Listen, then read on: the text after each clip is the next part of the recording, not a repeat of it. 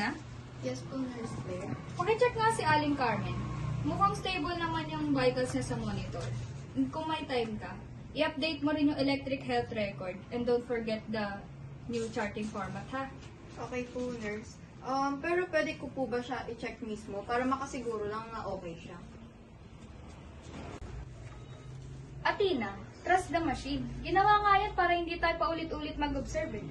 Di ba nga sabi ni Dr. Petwa yan? Evidence-based care. Data is enough. Pero, paano kung yung data hindi na-update agad? Paano kung may hindi nakikita sa screen?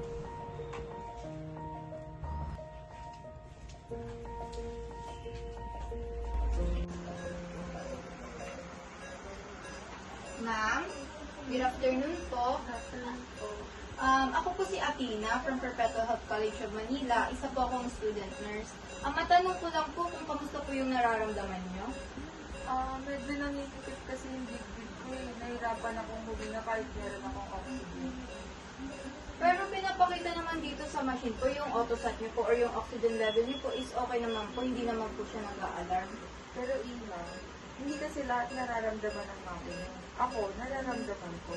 Data says, okay, pero yung mukha niya, yung kilos, hindi nagsisinungaling. Hindi pwedeng hintayin pa tong lumala bago kumilos. Nurse Claire, pasensya na po. Pero si Aling Carmen po mukha po siyang nahihirapan. Kahit normal po yung oxygen sat niya, pwede po ba siyang bigyan ng supplemental oxygen? Athena, huwag ka masyadong emosyonal. Normal ang vital signs gaya ng sabi sa machine. Baka iniisip lang ng pasyente na hirap siya. Psychological lang yan minsan.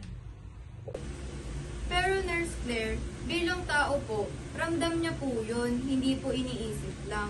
Nakita ko po yun na kailangan niya po ng tulong ngayon at hindi po bukas.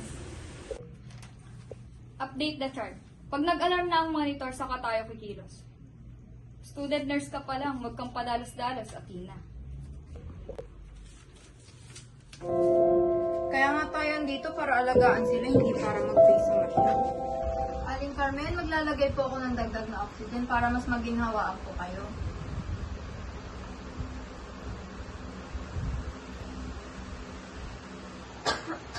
Salamat Ina. Kala ko na nagdarating.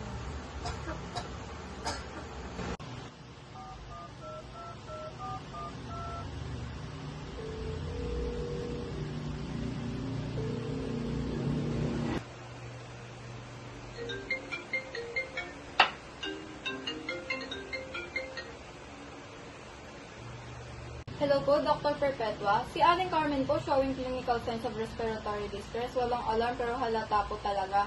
Naglagay na po ako ng oxygen. Baka kailangan niyo na pong matignan agad. Wala naman ako natanggap na alert.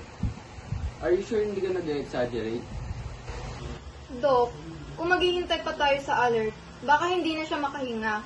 Di pa ito tungkol sa makina, ito pa tungkol sa tao. Ma! Ma, ano nangyari sa inyo, ma? Sir, pasensya na po. Nakita ko lang po na kailangan niya na po agad ng tulong. Hindi pa po tumutunog yung system, pero hindi ko na po hinintay pa. Kung hindi mo siya tinulungan, baka kung ano nang nangyari. Salamat, nurse. Totoo ang malasakit na binigay niya sa aking nanay.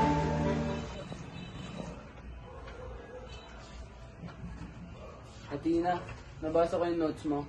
I have to admit that I was wrong to rely on data. May mga bagay nang hindi masusukat ng teknolohiya. Pasensya ka na rin, Athena.